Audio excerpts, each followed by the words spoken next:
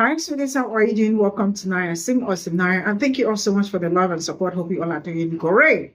So it looks like their new anthem now to Black people, especially Palestinians and the people supporting Palestinians. They are actually out there telling Black people that you are supporting a genocide president. Can you people really see this particular one out, right? Now, the fact that some people think that they have the right to tell people what to do, and I mean, you all are supposed to listen to us because we are going through a lot right now. See, Black people are going through a lot too. The same way it is happening where you are, it's also the same way it is happening where Black people are. And they are looking for a way to save themselves. And they cannot save you without saving themselves. It's really very stupid that they decided to save people before saving themselves, right? They have really been very supportive. They have really been all out there for you all. And now it is time for them to take care of where they are coming from. You all think that they are colonizers and they are selfish because some say that they are selfish, that you can stop being oppressor because they think like, you all are also oppressors because Black people have privilege. And I am still looking for where the privilege is. And if there is anywhere they are selling it, I am sure that some Black people will absolutely afford it and buy it. So tell us the market where they are selling privilege so Black people can go and buy the privilege. Let's get into this video. The people who are voting for Kamala Harris because they think it's going to be, quote, easier to reason with her to stop committing genocide on the Palestinians, do you even hear yourselves? Kamala Harris might be losing the election because her administration is a partner in this genocide, and she still is saying that she supports Israel 100% despite that fact. Be serious, does that sound somebody you can reason with? Somebody who is willing to throw away an election just to maintain the genocide? The only thing giving your vote to Kamala Harris will do is teach her that she can do whatever she wants. She can commit a genocide and you still won't vote against her. I mean, if you had been paying attention, you would have seen the Democrats shift right over the past year. For example, Kamala has adopted Trump's border policies. She's flipped on fracking. She's not standing up for transgender folk anymore. You should see that clip from CNN. It's brutal. Oh yeah, and her administration helped murder almost 200,000 Palestinians in Gaza. If anybody can actually give me an answer to which one's worse, a rapist criminal or someone who played a willing role in genocide, then please let me know. If you care about helping the Palestinians, then you should know that the key to doing so is in ending U.S. support for Israel. And the only way we could do that is by voting against genocide, voting for Jill Stein, which is why I've been telling you guys to vote for her and to check out what she's about. Thank you, and free Palestine.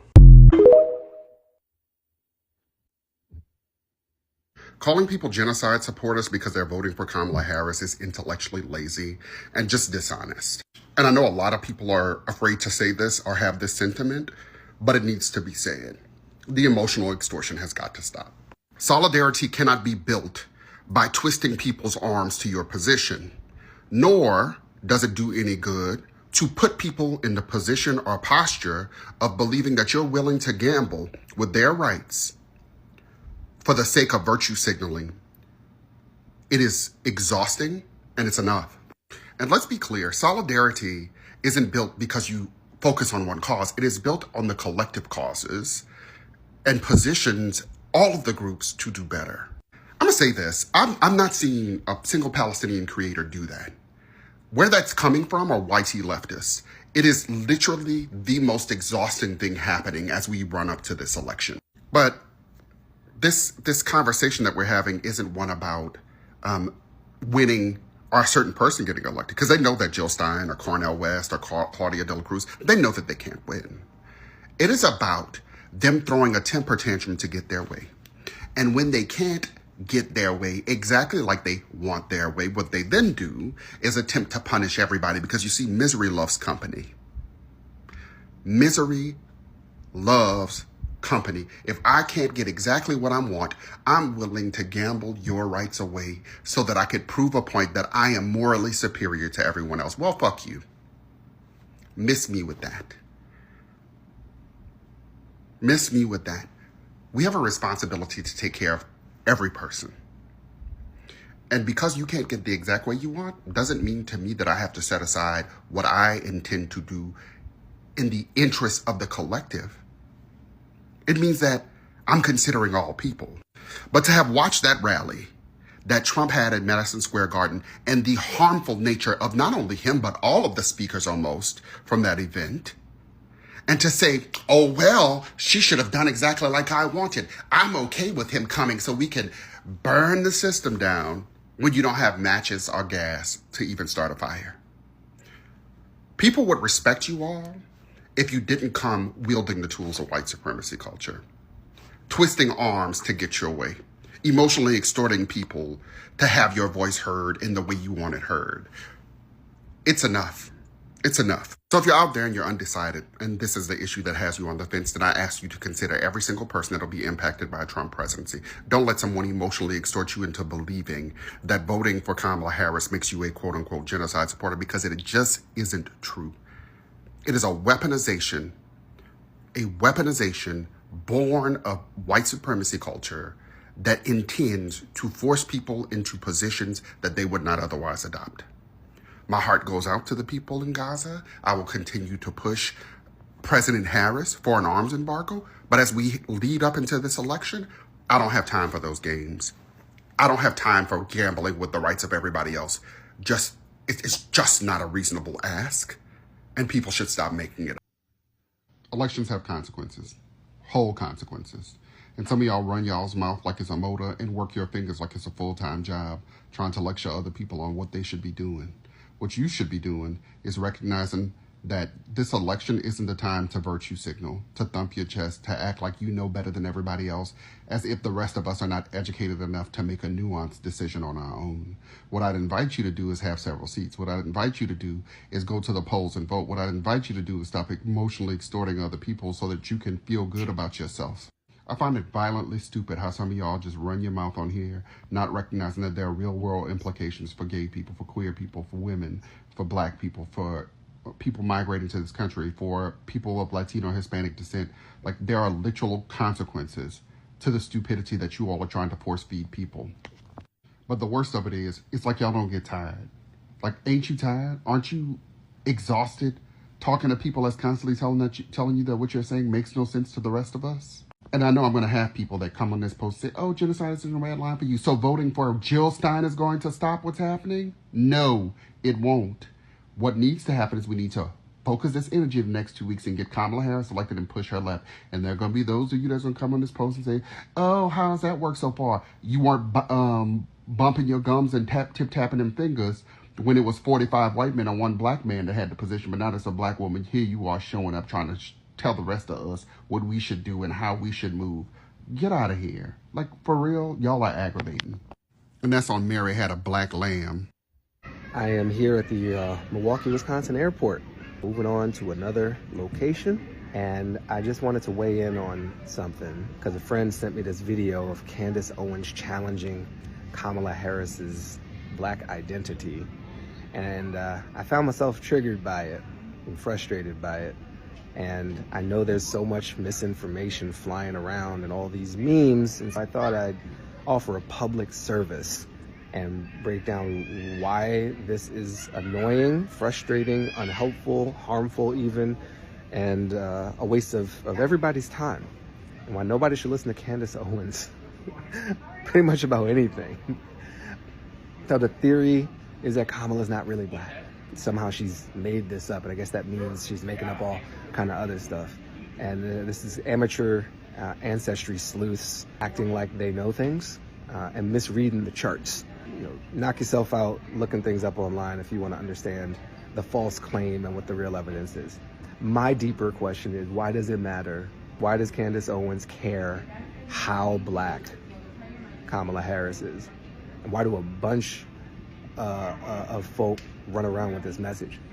I wrote a book called How to Be Black. I care about this. I have an expertise in this because I've been black my whole life, and I've been challenged on my blackness by black people and by white people and other non-black people. And it is annoying, and it's not random. So much has been taken away from us. Our true names, our language, our connection to this earth, to each other, to our literal families. Children have been taken from us. Family trees exploded. That's why it's hard for me to know where I actually come from. For somebody to come out here and be like, you're not from where you say you are. That's possible, because white supremacy done jacked up my whole family tree. But I know I'm black. I know who I am. Kamala Harris is in part black. She is also of South Asian descent. But the question is, what does someone gain if you're receiving a message like this, if somebody's forwarding you something that says, hey, Kamala Harris isn't really black? What's in it for them? What's being triggered in them that they might not even be consciously aware of? Why are they so easy to believe and pass something like that on, or believe it enough to pass it on? Okay? Because we've all been primed to challenge the legitimacy of black people, to their intelligence, our mental fitness, our quality of character, our genealogy. Everything about us has been doubtable. So much power in this world is built on doubting the humanity of black people. And that is not exclusively done by white people. Other black people get in on it because there's profit in it. There is profit in turning on another black person and trying to kick them out the club and saying, snitching on them, right? Go tattling to massa about what so-and-so is doing or not doing out in the field. We've lived this, and it's still in our bodies, and it's still in our laws and codes and norms. And I'm sick of it. If you're getting messages passed to you about, is Kamala Harris black or not? Ask yourself why it matters to you. What would it mean to you to find out that there is a little more or less black genealogy? And then I ask you to remember that race is made up by white people, historically speaking, to keep other folks down. And it is this heavily social thing. And what matters is how people see themselves and the culture and the community they've come up with. And what your eyes tell you often. Kamala went to one of the premier historically black colleges and institutions. This is a choice one makes as a child. This is not some nefarious plot. But also, what is it to you? Let people live. Because what you won't like is someone coming and digging into your life and telling you, despite your knowledge of self, who you are. That is a colonizing behavior and mindset. Part of the way you dominate a people and take advantage of a people and control a people is by denying them self-determination. And that's not just in geopolitical terms. It doesn't mean you deny them having a nation state. It means you deny them culturally, and you set the terms of their own identity, which makes their legitimacy depend on your approval, which is not freedom. That's a form of ownership, and we got to cut that out. We got to be liberating people in all forms, and definitely liberating people from Candace Owens's fake-ass investigative journalism. She's making money. She's gaining attention and clout. Her motives are simple. So is her analysis. It's simple and wrong. But underneath of it is a multi-generational pattern of trying to undermine black people. Petty pet peeve. It's Kamala Harris. Kamala. Kamala, Kamala, Kamala, Kamala, Kamala. We know how to say her name because she says it. When someone consistently calls someone out of their name, that tells you everything you need to know about that person. It's not Kamala. We know this. So if your commitment to destroying someone's identity is so deeply and pettily rooted in mispronouncing their names on purpose over and over again, we know who you are. I don't need genealogical charts and investigative reports to understand who Candace Owens is. She's behaving small and petty.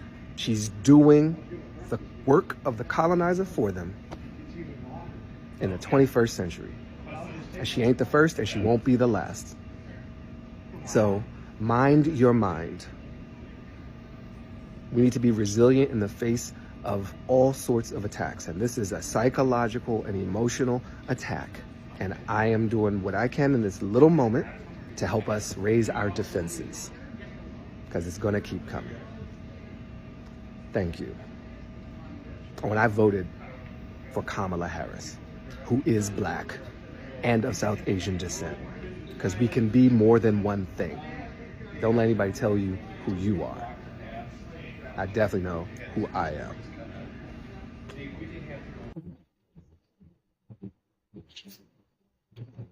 So this is all I got from this video. And sincerely speaking, Some people do not understand that there will be consequences, like election have consequences. And it is not just now, to be after the election that you see the consequences of what you did, because what you do or what you did not do will also reflect in the end, right? Also, I see Palestinians all over. I mean, it's just like the usual talk, like, telling Black people that you are supporting genocide and president and all that. See, your struggle and Black people's struggle are not the same, right? The reality and the truth is that Black people condemn everything that has been going on in Gaza. And they are also praying for you people and hoping that things get better. But like, why all these are going on? I mean, Black people are not going to fold their hands or arms and wait for, like, manna to fall from heaven. They also have to be active, do what they are supposed to do. That they have chosen who they want to vote for. And that is them choosing. You don't have any right to tell them vote for this person because this person is good to us. And what about us? What about Black people, right? If this person is going to be good for you, is this person going to be good for them, right? So I am sure that you all are trying to put yourselves first and want Black people to put themselves second or third, right? But it doesn't work that way. People should learn to prioritize themselves first before anything. And I am absolutely happy that they choose themselves, they choose their happiness over any other thing. And you all can at the same time do the same thing, right? And a lot of people have been going around saying that she is not Black and all that. And I have said that several times that I know she is biracial, right? She is of two descent. So why is that a big deal? I mean, that should even be the least of your worries right now, because you are seeing that a lot are actually at stake, right? It's either you get it right or you get it absolutely wrong, which will cost a lot of people so many things. What are you doing? See, sometimes we say that we care about people when we absolutely do not care about them. Like the Palestinian and some other people that join them to say that, if you care about us, you are not supposed to vote for this person. And now you all can see a lot of people are already in dilemma, like Black people and other people of color. What are you doing as a person to make sure that their suffering or things they are going through ends? You are absolutely not doing anything, but you want them to pull down the rope for you. Like, don't work that way. And I am also going to say this. Probably Black people came out, stood for you throughout the period since last year to this year, that whatever that has been going on in your country and with other people, they've been there. They stood by you. Not until it was time for them to go back home and take care of their business. Now, I am saying this, that their support to you people at that point you needed it is not transactional. They are also not expecting you to come back and respond, like, to be kind or nice to them when something happens. But the only thing is that you are supposed to be human. I mean, we are supposed to be human enough to people, especially when they are kind to you. But no, it's been every day going back and forth. You all have decided that it is a third party. Like you all do not know that a vote for a third party is as good as a vote for the other person. I mean, some people really don't think politics, right? They think it's just something that, you just say it and it happens that way. And I am also hoping that you all will sit back, because absolutely they will still sit back and watch what happens, what unfolds. I mean, some of them are really benefactors of so many things that happening in US, because majority of them speaking up or being this Palestinian that are actually in US schooling. I mean, their school fees is being paid with people's tax money, right? They are not saying that, but they are always very quick to come out to tell you that, you all are the cause of our problem. You all are colonizers. You all can, put us first and do not be selfish. I mean, it is the audacity of people saying something like that with so much strength and so much power. And then for Candice Owen, I really do not have a lot to talk about Candice Owen because you all already know her. It looks like they are all out there doing competition. Who will be the who will be the baddest conservative, and you all already know that recently Australian government, immigration, I mean to say, banned her from coming to Australia because they feel like most of the things she is going to say might bring, some kind of stress and all that, and they ban her. I mean, see you all in my next video. Bye for now.